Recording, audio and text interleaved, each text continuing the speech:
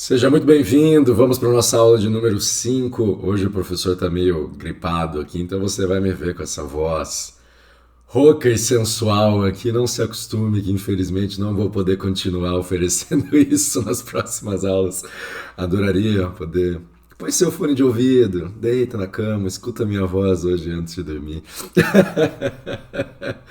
Não sei se está bonito ou se está feio, acho que está mais feio do que bonito, te peço desculpas por isso. A gente vai para a nossa quinta aula aqui, é um prazer estar de novo com você nessa nossa maravilhosa preparação para o CNU, para o nosso curso, para a parte, né, para a prova de conhecimentos gerais.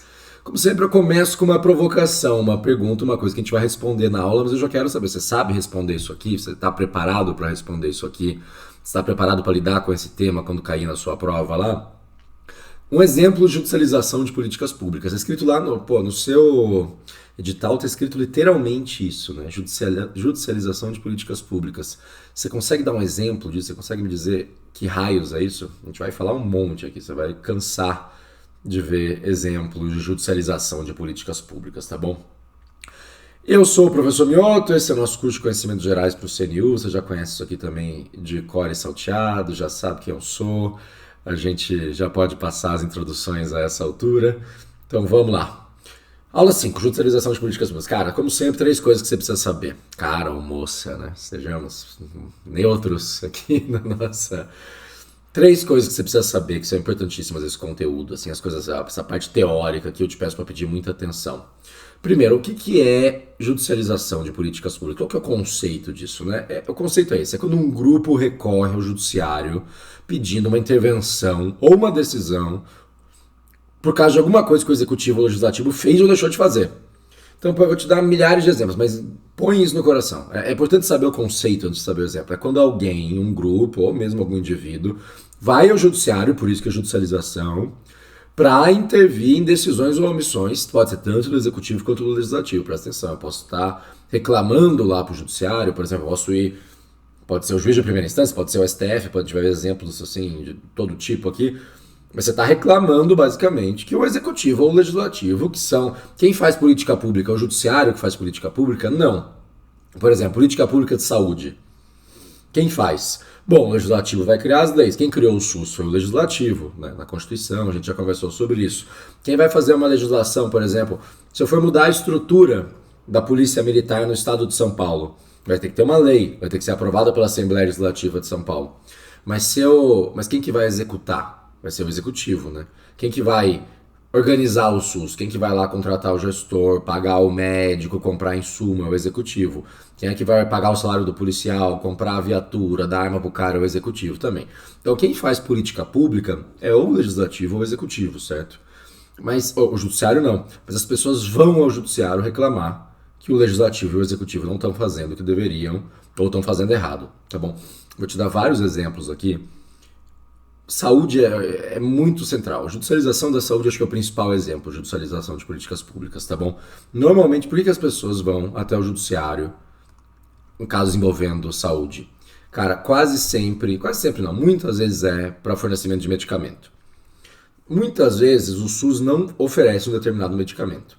Tem casos assim, às vezes até de medicamentos muito caros, medicamentos específicos assim, para um tipo muito raro de câncer ou alguma coisa assim. Cara, tem remédio que custa milhões. E o SUS não oferece, não tá lá na lista do SUS.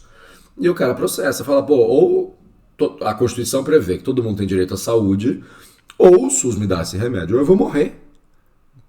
Se todo mundo tem direito à saúde, cabe ao governo me dar o tratamento que vai salvar a minha vida. Isso vai parar até no STF, porque estava um pouco uma festa, e a gente vai ver um pouco os problemas da judicialização, porque aí imagina lá que o juiz condena o estado, o município a dar esse remédio de milhões lá pro sujeito.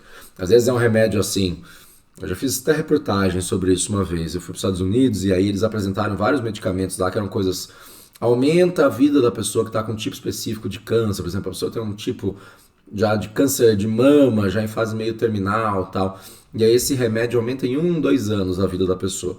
Você fala, pô, claro que eu quero, né? E se for algum parente seu, e se for uma pessoa que você ama, pô, mais 2 anos para ver os netos crescerem, para você poder estar com aquela pessoa. Quanto vale isso para quem? Se for para a própria pessoa, é infinito, né? Mas daí o que acontece? Os estados, os municípios, mesmo a União argumentavam. Eu vou pagar um remédio que custa lá 1 milhão por mês. Uma injeção custa 1 milhão por mês para uma determinada pessoa. E aí eu tenho que tirar esse 1 milhão de algum lugar, certo? Porque o dinheiro não é infinito. Aí lá no postinho não tem o mínimo. Né? O pessoal não tem dinheiro para fazer cirurgia, não tem dinheiro para pagar o médico. Então eu acabo com esse 1 milhão de reais por mês, eu atenderia um monte de gente, eu poderia salvar muito mais vidas. E aí essa é uma discussão quase filosófica, né? Alguns lugares, assim, tem essa discussão de botar um preço na vida, né? Quanto vale a vida? Quanto a gente está disposto? A gente estaria disposto a gastar 1 bilhão para salvar alguém? Pô, talvez não, né? Porque a maior parte dos municípios nem tem 1 bilhão. O município ia se endividar. Mas também, claro, daí tem quanto vale? Mas ninguém tem coragem de botar um preço também, né? De chegar para a pessoa e falar, tua vida vale 20 milhões. Essa é uma discussão muito complexa, eu não quero que você transforme isso numa discussão moral, porque é uma discussão que o judiciário sofre muito. E aí chegou no... E é importante você saber que não importa muito o que você pensa, nem o que eu penso, nem o que ninguém pensa. Importa aqui, no caso, que o STF decidiu, né? E o STF botou uma série de critérios para reduzir a judicialização de pedido de medicamento. A gente vai ver isso mais para frente, tem uma questão só sobre isso. Mas basicamente, tem que ter prova que funciona mesmo, que é efetivo, ou seja, não pode ser um tratamento muito experimental. O SUS não pode estar avaliando, porque se o SUS estiver avaliando aquele remédio, né, tem uma lista lá, a gente vai falar por todo o processo de como é que funciona na questão. Mas tem uma lista lá, se eles estiverem olhando se aquele negócio vale a pena ou não, então espera a avaliação. Mas eles não podem esperar. Enfim, tem uma série de critérios se o judiciário deve conceder tratamentos ou medicações ou não. Mas existe judicialização, já chegou ao STF, o STF tentou organizar isso aí e a gente vai... Esclerose múltipla, por exemplo, é uma doença que também tem remédio muito caro e tal. A gente vai falar isso mais pra frente numa questão, mas eu estou antecipando aqui, eu estou querendo mais te explicar o que é a judicialização em diferentes casos do que falar especificamente da judicialização da saúde, que a gente vai chegar lá, tá bom? Outro exemplo de educação. Aqui o gargalo normalmente é vaga em ensino infantil, creche, essas coisas. Normalmente creche. Você tem no Brasil um esquema que é muito difícil você não conseguir matricular seu filho, por exemplo, na primeira série ou na escola. Normalmente tem vaga, mas creche não tem. Aí a mãe tem lá o filho, eu falo a mãe porque normalmente esse negócio pega mais as mulheres, né? Ela não tem com quem deixar a criança. E a Constituição prevê o direito à educação, inclusive a educação infantil. O STF, nesse caso, tem várias decisões dos tribunais estaduais e também uma consolidação da jurisprudência nesse sentido, de que tem que oferecer, aí tem que oferecer vaga, dá um jeito, contrata alguém, terceiriza, tem prefeitura que acaba pagando lá na creche particular, tem alguns lugares que fizeram, se não me engano aqui em São Paulo, um esquema que algumas mulheres, né, que tem uma casa tal, podem se candidatar, fazer uma espécie de creche quase informal ali, receber crianças, né, no bairro, etc. Enfim, tem que achar alguma solução. Isso aqui não vale para o ensino superior, tá bom? Você não... Quer dizer, entrar na justiça você pode, mas você vai perder. Se você entrar com um processo falando é obrigação do Estado me dar uma vaga lá na USP, na UFRJ, na UFMG, em qualquer universidade pública, porque o Estado se compromete a oferecer educação, você vai perder, porque não se compromete a oferecer educação superior. Mas a educação infantil, sim. Até o ensino médio, o Estado é obrigado a oferecer, e isso é fonte de muita judicialização, principalmente na creche, principalmente na vida pré-escolar, e aí é obrigado. E aí o cara tá entrando na justiça para garantir esse acesso. Uma coisa que a gente vai discutir também é que você veja a judicialização de políticas públicas tem um efeito, claro, maravilhoso, né? Você indo aqui, você tá dando valor ao que está escrito, né? O executivo, assim, o governo tem uma obrigação de fazer um negócio, de te oferecer educação, por exemplo. Ele não faz, você vai lá, processa e ganha. Mas tem um efeito negativo, né? Que quem tem acesso à justiça, em geral, é um grupo social mais rico. O cara realmente ferrado, assim, dificilmente ele vai conseguir constituir um advogado, ter uma dificuldade até de conhecimento, de saber como é que faz, etc. Então você acaba criando uma certa inequidade, né? Porque quem tem acesso ao judiciário, às vezes gasta uma fortuna lá, faz uma petição maravilhosa, ganha um remédio de 1 milhão. O cara que tá morrendo na fila do posto lá, chegou lá e aí ficou 3 horas esperando, e aí falaram pra ele voltar pra casa, que não era nada, chegou em casa e morreu, porque o médico era muito ruim, eu não tinha estrutura, a consulta ficou muito rápida, porque tinha que rodar aquela fila. Esse cara, muitas vezes, ele não tinha acesso à justiça, né? A judicialização, ela é causadora de inequidade, guarde isso no seu coração. Ao mesmo tempo que ela protege os direitos fundamentais, ela garante os direitos fundamentais, ela cria distorção entre quem tem acesso à justiça e quem não tem. Isso é muito importante, a gente vai falar muito sobre isso, tá bom? Outros dois exemplos muito rapidamente, assim, né? Direito à moradia. Isso aqui é um exemplo que foi durante o STF, durante a pandemia, teve uma decisão lá que proibiu o despejo durante a pandemia. Porque assim, muitas vezes você tem situações em que, por exemplo, um grupo lá que ocupou um terreno, invadiu um terreno, use a palavra que você preferir, e aí tem uma ação de reintegração de posse, por exemplo. Essas pessoas, em geral, ficam meio sem ter para onde ir. Durante a pandemia, o STF proibiu, mas só durante a pandemia, só durante o estado lá de calamidade pública. Porque tem uma ideia do direito à dignidade e tal. Você não vai jogar as pessoas no mundo numa situação em que tem, né, um vírus matando um monte de gente. Mas isso é um exemplo de judicialização da moradia, né? E aí foi quando a ideia do direito à moradia foi judicializado. E você falou, ó, a gente não pode garantir a moradia 100%, mas nesse período de tempo a gente vai garantir. Meio ambiente também tem judicialização. A gente já falou sobre a questão do marco temporal lá das terras indígenas, né? Teve muita judicialização já, aqui eu não vou entrar no detalhe, mas de política ambiental, coisas tipo proteção do IBAMA, coisas do tipo. Então, assim, é raro alguma coisa, alguma política pública que não encontre alguma judicialização no meio do caminho, tá bom? Tem mil exemplos. Tem um que eu acho interessante, assim. Lembra quando o João Dória era governador de São Paulo durante a pandemia e começou a querer comprar vacina com o dinheiro do estado de São Paulo, queria trazer da China, né? Era a Coronavac. E aí o governo federal falou, não pode o estado comprar vacina, isso aqui tem que ser nacional, porque a campanha de vacinação vai ser nacional, etc. E o STF decidiu que os estados e municípios também podiam comprar vacina. Isso é uma judicialização de política pública, porque é basicamente o Estado querendo fazer uma coisa, a União querendo fazer outra, para onde que eles vão para decidir? Vai para o Executivo, né? Vai para o Judiciário para decidir um conflito entre entes diferentes ali do Executivo. Então, põe no seu coração o conceito. O melhor exemplo é o de saúde, tá bom? Porque é fácil de entender. O de educação é bom também, que é fácil de entender, né? E são os mais usados, assim. Mas o de saúde é porque é muito comum. O de educação é bom, mas não é tão comum quanto o de saúde. Muita gente processa o SUS, processa o Estado, processa o município, processa até a União. A gente vai ver que tem uma decisão do STF que pode processar qualquer um, porque a responsabilidade pela política pública de saúde é solidária, né, entre todos os entes. É muito comum, muito comum. Você talvez em algum momento da sua vida se veja processando o SUS. É comum também que as pessoas processem o plano de saúde. Quem tem plano de saúde, às vezes tem uma negativa lá do plano de saúde, mas aí não é judicialização de política pública, porque não é política pública, né? É uma relação privada. Mas as pessoas processam muitos planos também, tem muito plano que não gosta. Na hora de receber eles recebem, tá? Mas na hora de permitir lá o procedimento aí tem uma série de restrições. E no caso da saúde, tem um problema que tem uma corrida contra o tempo, né, cara? O cara que precisa de uma cirurgia, de um tratamento, ele precisa para amanhã, em geral, ele não pode ficar lá 5 anos esperando, né? Então tem muita liminar, vai no judiciário, vem a liminar, é um problema isso aqui. Causas da judicialização, você precisa saber também, né? Por que tem tanta judicialização? Tenta pensar você alguns motivos, né? Tem pelo menos 5 motivos principais. Eu vou passar muito rapidamente por eles. Um é assim, a Constituição é muito generosa em direitos, né? A gente fez uma Constituição lá em 88, a gente já conversou amplamente sobre isso nas outras aulas. Direito à educação, direito à saúde, direito ao lazer, direito a tudo que você imaginar. Na parte dos direitos sociais ali, ela é muito ampla, direito à moradia, como a gente falou. E se tá na Constituição, a gente já conversou sobre isso também, pode ser judicializado, né? Está escrito lá que tem direito à saúde. A gente falou sobre isso, que é uma tendência, né, do constitucionalismo, é o neoconstitucionalismo, de que as normas constitucionais elas têm efetividade imediata, ou seja, tá lá escrito, mesmo que não tenha uma regulamentação, tá lá o direito à saúde, mesmo que não tenha uma lei dizendo especificamente que existe, o tratamento tal para esclerose múltipla vai ser previsto, mesmo que isso não esteja regulamentado, mesmo que não tenha uma portaria lá do Ministério da Saúde falando que o remédio tal faz parte do oferecimento, cara, o direito lá à saúde genérico na Constituição, ele tem efetivação automática, imediata, então eu posso processar. Uma Constituição generosa em direitos cria um grande mercado judicial de pedido de direito, né? E eu não estou dizendo que isso é ruim, também não estou dizendo que isso seja sempre bom, mas a Constituição permite muita petição.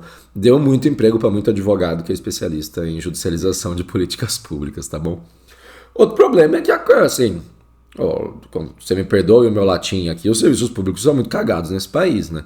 Se o SUS funcionasse bem, se tivesse vaga na creche, se as pessoas conseguissem habitação, se isso e aquilo, não precisava ficar processando, né? Muitas vezes você vai ver as pessoas falando de judicialização como se fosse uma coisa necessariamente ruim. Porque você está tirando, quem conhece, a gente vai falar dos problemas da judicialização também.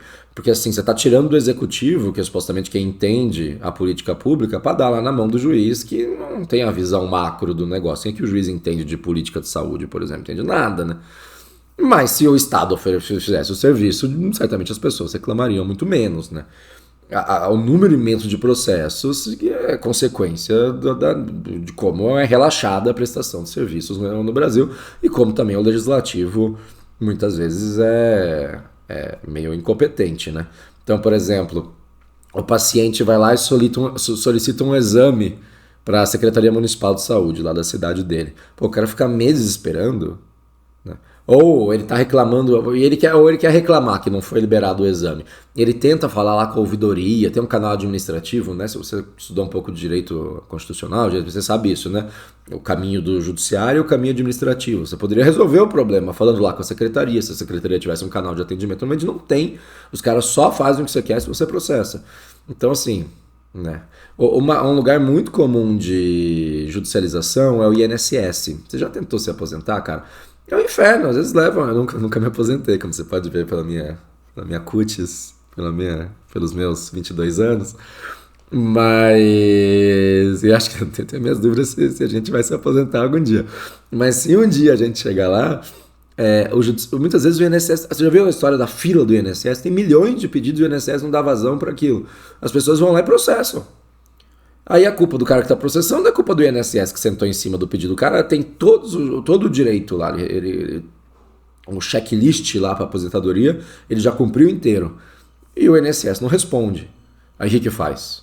Né? Difícil. Então isso é um exemplo de falta de ação, no caso do executivo, mas pode ser do legislativo também. Tinha que ter feito uma lei, não fez, tinha que ter regulamentado alguma coisa, né? Aí é a causa de judicialização. Outra coisa boa, assim, em certo sentido, é que hoje em dia as pessoas têm mais acesso à justiça, né? Eu falei que assim, é muito difícil para o cara mais pobre ter acesso à justiça, mas isso já foi muito pior. Tem muito mais advogado no mundo hoje em dia, tem mais defensoria pública, tem mais informação, tem atuação do Ministério Público, né? Então isso aumenta muito, principalmente nesses temas assim de interesse mais coletivo, né? Que eu dei o exemplo da moradia.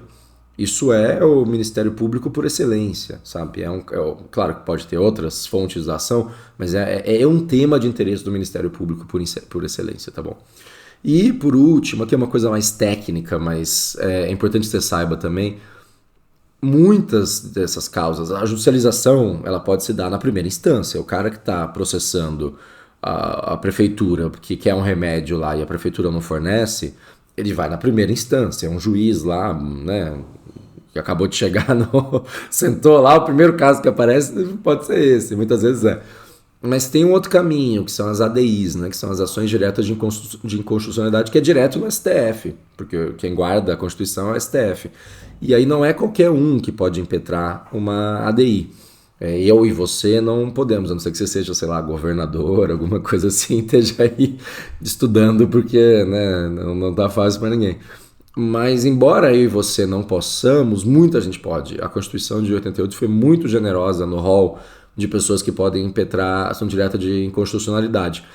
E aí não importa tanto aqui você decorar isso, porque eu acho que isso não vai cair na sua prova, pela cara do seu edital, não tem isso aí só se você estiver estudando direito constitucional mais propriamente. Mas só para você ter uma ideia, não precisa decorar isso não, mas só para você ter uma ideia de quem pode entrar com uma ação direta de inconstitucionalidade, né? O presidente da República, ou o presidente, na verdade, a mesa do Senado, a mesa da Câmara, governador de Estado, o Ministério Público Federal por meio do PGR, né, o Procurador-Geral da República, a OAB, né, por meio do seu Conselho Federal, qualquer partido que tenha representação no Congresso, até coisas assim mais privadas, né, tipo uma confederação sindical, uma entidade de classe, aí elas têm que mostrar interesse, né? Quer dizer, querem mostrar que aquilo de alguma maneira afeta elas. O Procurador-Geral da República, a OAB, pode ser qualquer assunto. Mas veja, essas pessoas podem judicializar uma política pública. Então, por exemplo, vou dar só um exemplo aleatório aqui. Existia uma política pública em muitos lugares de que gay não podia doar sangue, porque existia uma incidência maior, existe, né, uma incidência maior de HIV na população homoafetiva, e aí não importa pra gente as causas disso, mas e aí para evitar esses hemocentros têm muita preocupação, obviamente, da transmissão de AIDS, né, de HIV por meio da transfusão. Para evitar isso, tinha proibição da doação de sangue por homens gays, especificamente, né? Não qualquer homossexual. Mulheres não tinha problema, mas homens gays. E aí o STF decidiu, e isso foi uma ação direta de inconstitucionalidade da OAB, né? Falando, essa política pública tá errada, isso aí não pode ser assim. Cabe à instituição lá que está recebendo sangue, hemocentro, sei lá, fazer lá o teste, de alguma maneira se certificar que aquele sangue não tem nenhuma doença transmissível, né? Que a pessoa que vai receber o sangue não vai ser prejudicada. E você não pode generalizar e excluir todo um povo, não todo um povo, todo um grupo. Não sei se eu chamaria os gays de um povo, né? Um grupo social de poder doar sangue se eles quiserem. O STF decidiu que realmente a OAB tinha razão, mas veja, é uma ação direta de inconstitucionalidade que questiona uma política pública que foi direto para o STF, que só foi possível porque a OAB está entre os legitimados para ir lá impetrar uma ação direta de inconstitucionalidade no STF. É bom que possa impetrar? Mas aumenta a judicialização, certo? Por fim, item número 3, alguns conceitos, muito rapidamente, que às vezes caem assim, você vai falar, meu Deus, o que é isso? Mas eles são bem simples, eles têm muita relação com a judicialização de políticas públicas. E essas coisas aparecem nas decisões judiciais, na discussão, na discussão teórica, nos artigos científicos, em tudo isso. 2 conceitos contra a judicialização e 2 conceitos a favor da judicialização, tá bom? Então, se você tiver que argumentar no bar, se hoje à noite você for chegar lá no boteco que você frequenta e o pessoal estiver discutindo judicialização de políticas públicas, aí se você quiser entrar de um lado ou do outro, se você quiser entrar dos 2 lados da discussão só para causar uma bagunça também, você pode usar esses conceitos aqui, o pessoal vai ficar muito impressionado com você, é capaz que te paguem uma batatinha Ruffles lá, em homenagem ao seu grande conhecimento teórico. Conceitos importantes. Reserva do possível. Reserva do possível é o seguinte, às vezes tem o direito lá na Constituição, mas também o Estado não pode fazer tudo, ou seja, tem uma limitação daquilo que é possível. Estamos reservados a fazer aquilo que é possível, né? Ou seja, existe um limite financeiro, administrativo, né? Pra você cumprir as obrigações. Isso aqui é que nem quando seu filho, se você tiver filho, vem lá e te pede um brinquedo caríssimo. Papai, como é que era aquela música dos Mamonas? Você não sabe, e que revela um pouco a idade aqui também, né?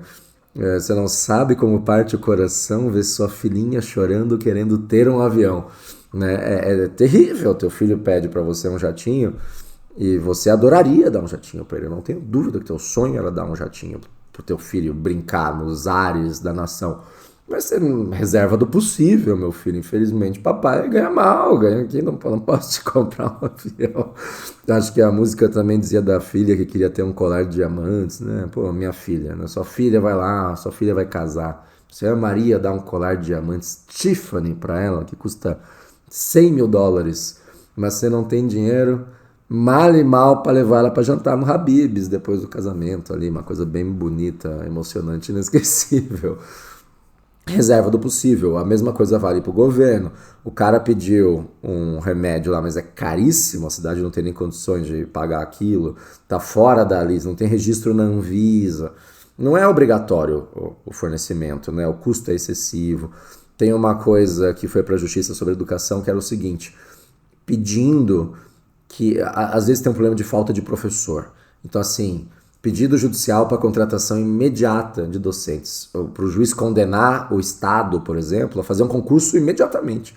E aí o Estado fala, não, mas tem um teto de gastos com um funcionário público que está na lei de responsabilidade fiscal. E se eu contratar mais gente, se eu contratar mais professor, eu vou estourar o teto. Isso é improbidade administrativa, eu não tenho dinheiro para contratar mais professor agora.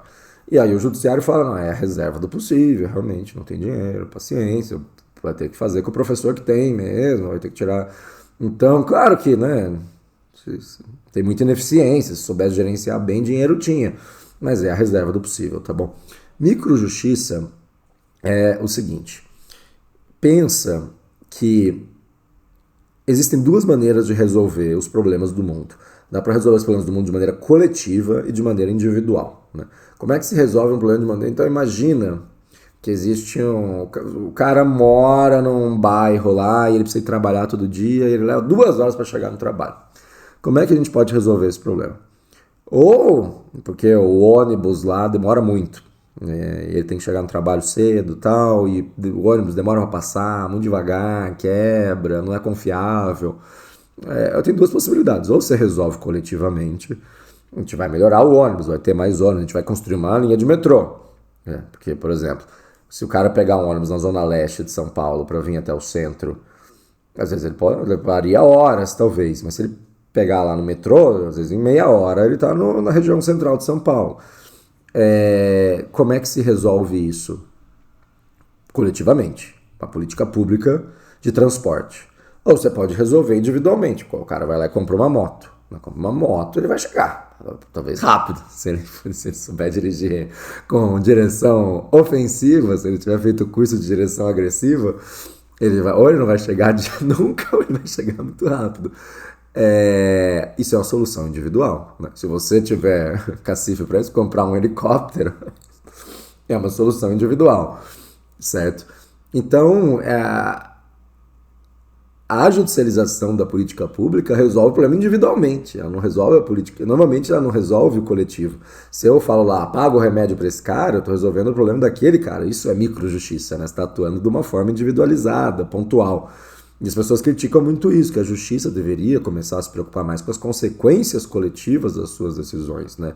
E que a maneira certa de resolver os problemas sociais é com políticas públicas que são, por definição, coletivas. A gente ficar tentando resolver os probleminhas de individualmente, a sociedade não vai muito longe. Então essa é uma crítica à judicialização da saúde, que a vocação dela é a microjustiça, não é a macrojustiça, não é a justiça social, não é nada disso. Tá bom? Aí 2 conceitos a favor da judicialização de políticas públicas, né, qualquer uma que seja. Um mínimo existencial, que é o seguinte: existe um núcleo de direitos fundamentais que o Estado tem que garantir, mesmo que tenha limitações financeiras. E aqui, em razão da ideia de dignidade da pessoa humana, não cabe falar de reserva do possível naquilo que é mínimo. O que é mínimo? Cara, alimentação é o mínimo. Não dá pra você falar, infelizmente o pessoal tá passando fome ali, mas é porque é a reserva do possível, os recursos são limitados, quem sabe no futuro, utopicamente. Não, né? Tem que resolver a fome do cara agora. A questão que a gente falou da educação básica. Não tem escola porque não tem dinheiro, então infelizmente fica para depois. Quem sabe daqui a 10 anos a gente educa essas crianças? Daqui a 10 anos já era, né? A educação é o mínimo existencial. Então nessas questões o Estado deve... Um medicamento, por exemplo, que é isso ou a morte, né? Assim, ou o cara toma aquele remédio ou ele morre. Isso pode ser considerado o mínimo existencial. Tem um outro exemplo que, se não me engano, é do TJ... Eu acho, ou é do TJ de Minas ou do TJ do Rio, mas isso não importa pra você, que era um caso que a pessoa tinha entrado na justiça pedindo fralda geriátrica para eu não sei, acho que um grupo de idosos e tal. O que é curioso, porque se o cara tinha dinheiro para entrar na justiça, supostamente, ele tinha dinheiro para comprar as fraldas lá e tal, mas também pode ser que fosse, não sei se era a Defensoria Pública. Enfim, alguém entrou na justiça lá pedindo, porque o Estado tinha se recusado a fornecer fralda geriátrica, falando que isso não fazia parte isso não era saúde e tal, cada um que compra o seu fraldão. Cada um cuida do cocô dos seus velhos. E a justiça deferiu que era obrigatório, sim, oferecer fraldão geriátrico, se necessário, se o idoso fosse de baixa renda, né, se ele não tivesse condições de comprar, e se ele precisasse disso, porque isso é um mínimo existencial, né, o cara se cagando lá, desculpa o linguajar, mas poucas coisas são mais mínimas. Só quem esteve numa situação delicada, num banheiro público, em que você só percebeu que não tinha papel higiênico depois que você resolveu um problema emergencial, sabe o quanto isso aqui pode ser um mínimo existencial. Não estou falando, obviamente, por experiência própria, eu li sobre essas questões importantes. E, portanto, por fim, freios e contrapesos. Freios e contrapesos na judicialização. É o seguinte, é a ideia de que faz parte o judiciário ir lá e se meter, entendeu? A gente tende a dizer, pô, não, política pública é coisa do executivo. O legislativo desenha a política nas suas linhas gerais, por meio de uma lei, o judiciário, o executivo vai lá e implementa, o judiciário não tem nada a ver com isso. O Freios e Contrapesos fala assim, todos os poderes se metem um nos outros, isso aqui faz parte do desenho de freios e contrapesos. O executivo evita que o legislativo tenha poder demais, o judiciário controla o legislativo controla o executivo, todo mundo vai se podando para evitar que qualquer um dos três esteja fazendo barbaridades. E no dia que alguém vai lá e faz uma barbaridade, por exemplo, deixa de oferecer um remédio essencial, que senão o cara vai morrer, é papel do judiciário ir lá se meter e falar, estou agindo como contrapeso, estou agindo como um freio à sua incompetência, à sua irresponsabilidade, um freio institucional contra a sua omissão ou contra o seu abuso, alguma coisa assim. Então aqui a ideia é que a judicialização é a coisa mais natural, mais bem-vinda, e quem critica a judicialização não entende de divisão dos poderes, tá bom? Essas são, falei muito bonito agora. Essas são as coisas que você precisava saber. Vamos para as questões que este professor já está falando há muito tempo, mas esse assunto é importante. Hoje a gente tem um pouco menos de questões nessa aula aqui, mas esse assunto é muito, muito importante, muito contemporâneo. Isso aqui tem grandes chances de cair na sua prova, tá bom? Pô, os caras botaram especificamente lá judicialização de políticas públicas. Eles podiam ter botado mais genericamente no edital, tipo, políticas públicas. Mas não, eles botaram judicialização, que significa o que eles querem perguntar de judicialização. Tá bom? Eu vou fazer o seguinte aqui, porque essas perguntas como esse assunto é um pouco mais denso, as perguntas são um pouco mais longas. Então, se você quiser pausar o vídeo, leia a questão, ou se você tá com o nosso material aí, se você tá vendo dentro da nossa plataforma, só baixa ali embaixo, tem o PDF completo, tá exatamente embaixo do vídeo, clica lá que tem um PDF, lê e faz a questão antes, para não ter que ler tudo e depois fazer tudo de novo, porque senão a gente vai perder muito tempo nessa aula. Então eu deixo você ler e aí eu vou alternativa por alternativa dizendo se ela tá certa ou errada, tá bom? Então vai lá, pausa o vídeo, faz o que você quiser, que agora eu vou começar aqui, aí a gente, letra A, eu já vou dar a resposta se é a letra A ou não, letra B, assim por diante, tá bom? Então vamos lá, questão número 1. Aponte a alternativa correta, sobre a judicialização de políticas públicas. Letra A. Ela ocorre quando o judiciário passa a intervir sem provocação em questões tradicionalmente reservadas ao poder legislativo e executivo. E aí? Isso aqui é maldosa, né? É malvada. Não, cara, tem um erro aqui. Quer tentar achar o erro? É com provocação, né? O judiciário nunca é sem provocação. Isso é uma coisa que as pessoas que falam que é judicialização, os defensores da judicialização, também falam isso, né? Não é que o judiciário está se metendo onde não foi chamado. O judiciário só age mediante provocação. Então, todos esses casos tem alguém que vai lá e reclama, tá bom? Nos casos, por exemplo, da saúde que eu falei, tem lá o coitado que não está recebendo o remédio, a vítima da situação ali, que vai lá e provoca o judiciário. Nos casos, as ADIs que eu falei, tem aquele rol lá, é a OAB, é o Ministério Público, é um sindicato, é um governador de estado, qualquer coisa assim. Tá bom? Então é sempre mediante provocação. B. O fenômeno implica um desvio do desenho constitucional brasileiro. Não, né? Não, a gente falou. Aqui é freios e contrapesos.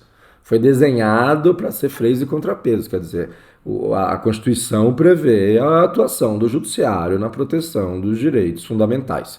Então faz parte, é para isso que existe o judiciário. Ah, é ruim que fique levando para o judiciário, mas o juiz está lá para isso, né?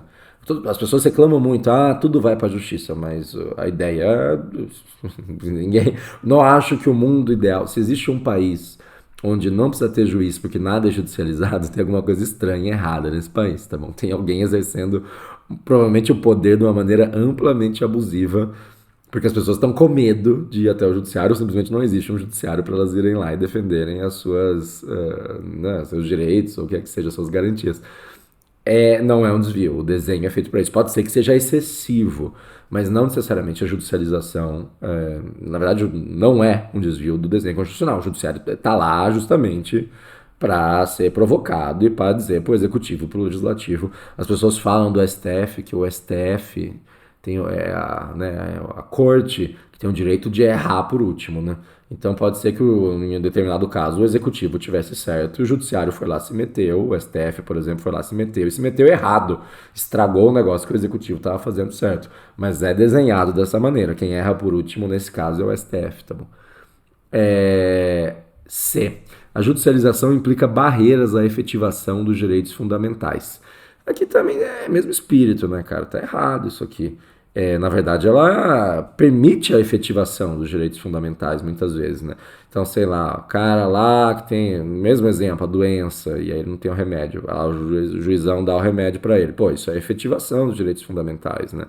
Um caso relacionado a meio ambiente, por exemplo, não tem. Ah, tem um governo lá que está desmontando o IBAMA, criando uma série de portarias lá que na prática impedem que o IBAMA trabalhe. Aí vai lá, o STF diz: não, reverte essas portarias porque elas são inconstitucionais, ilegais, sei lá. Isso é efetivo. O direito ao meio ambiente é um direito fundamental. Isso não tá, o judiciário não está colocando barreiras à efetivação, pelo contrário, ele está promovendo a efetivação dos direitos fundamentais, tá bom? Letra D. A judicialização de medicamentos de alto custo implica redução da equidade. Aqui sim. Aqui sim. Aí tá certo. Veja, ele não. A judicialização, vamos pensar na judicialização de medicamentos de alto custo. É errado do ponto de vista constitucional? Não, é errado. A judicialização não é errado, tá lá, o judiciário tá aí para isso.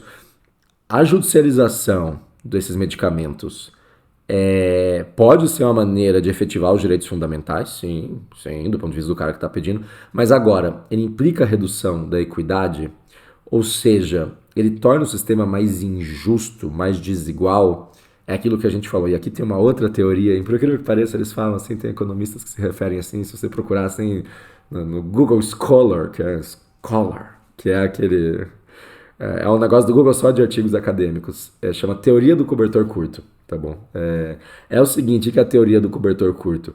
Cara, você puxa pra tapar aqui em cima, vai botar os pés pra fora, entendeu? Infelizmente, você puxa daqui, tira dali. Se os recursos, e tem a ver, essa ideia tem muito a ver com a ideia das limitações lá, da reserva do possível, né?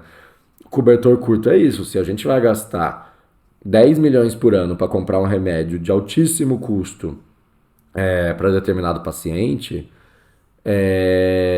vai ter que tirar de algum lugar. E normalmente vai tirar, quem é que vai ser prejudicado? Vai ser o mais ferrado, né? Vai ser o cara que tem menos condições de entrar na justiça, de brigar, né? Quem apanha sempre é o mais... A corda sempre estoura do lado mais fraco, né? Então aumenta a inequidade, ou seja, reduz a equidade. Muitas vezes você acaba tendo o SUS gastando uma fortuna com pessoas que são ricas, embora doentes, mas ricas e portanto tiveram acesso. Talvez elas não tivessem condições de pagar 10 milhões por ano, mas elas tiveram condições de judicializar, de contratar um advogado, de fazer uma. E não é só contratar um advogado, é todo o custo envolvido nisso, né? Você tem que ter um laudo, você vai contratar um perito, você vai ter às vezes um parecer, essas coisas custam dinheiro. Às vezes você tem que ir fazendo recurso. Então, por exemplo, se você foi pedir na primeira instância, não foi negado.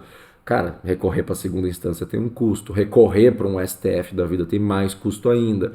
Então é muito caro. Normalmente o negócio de medicamento de alto custo nunca é um miserável. Nunca é. Sempre classe média para cima, assim, sabe? Então você tá lá pagando 10 milhões pelo remédio desse cara, e que ótimo, ele vai sobreviver, talvez, enfim, claro que para ele é inquestionável que vale a pena. Mas você não tem dinheiro, às vezes, lá na maternidade, entendeu? Pública. E aí não tem anestesia para a pessoa que está fazendo a cirurgia. Tem que fazer uma cirurgia sem anestesia, aumenta o risco da pessoa morrer, aumenta a fila. Então tem um coitado lá que tem que fazer uma ponte de safena. E aí o cara fica lá um ano esperando, quando vê 2 anos, aí quando vê o cara já morreu, porque a fila não anda. É complicado, assim, cara. Essa é uma discussão muito difícil e eu não queria ser juiz nesse momento, não. Porque. E aí, no fundo, você está discutindo.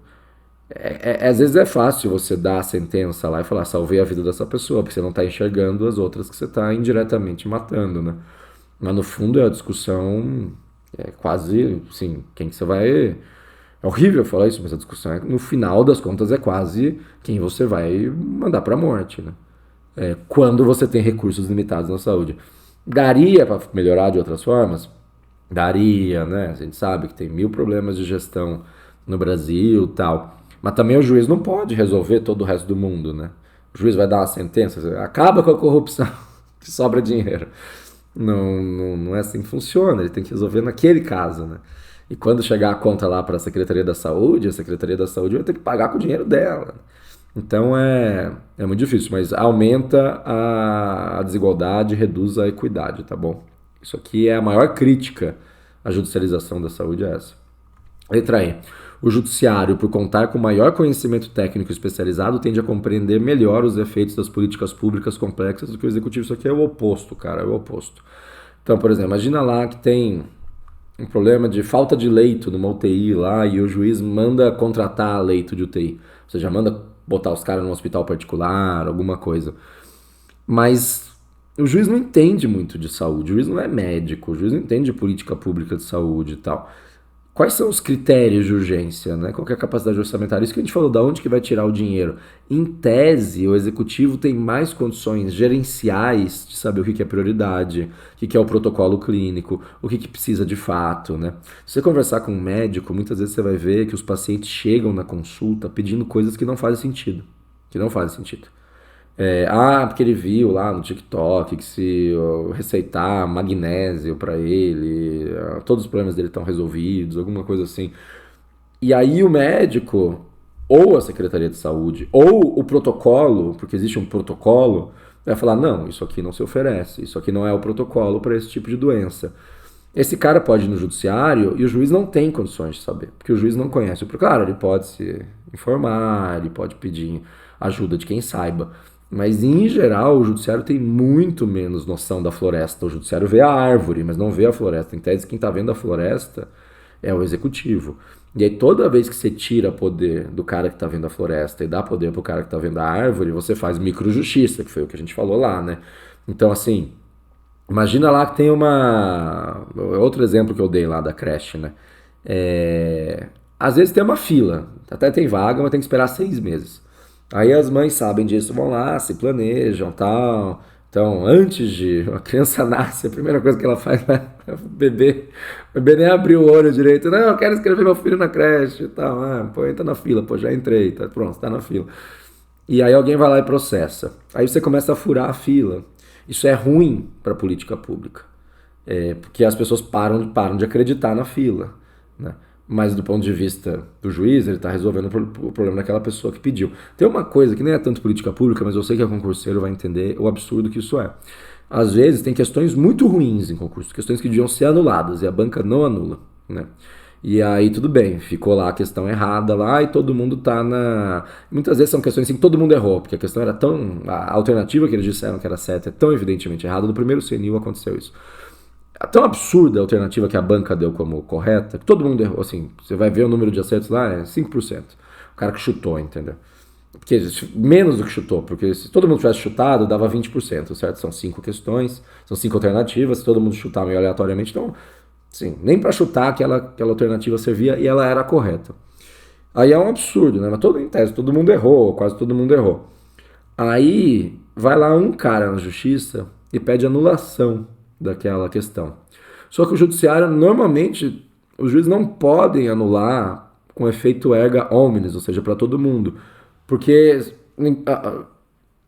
depende muito de quem está pedindo e tal, mas em geral o juiz não, a regra é que o juiz não pode dar mais do que está sendo pedido, né? O juiz está limitado pelo pedido, grosso modo.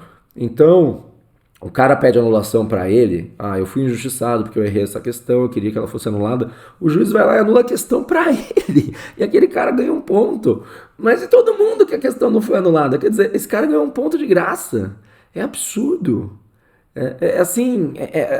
Isso sim, olha a redução da equidade aí, né? Então todo mundo errou aquela questão, porque a banca não teve a coragem de anular a questão, porque a banca não gosta de admitir que estava errada, ou assim, ela anula uma ou duas, mas ela sabe que se ela anular muitas fica feia, fica parecendo que ela não sabe fazer prova, então banca não gosta de anular a questão.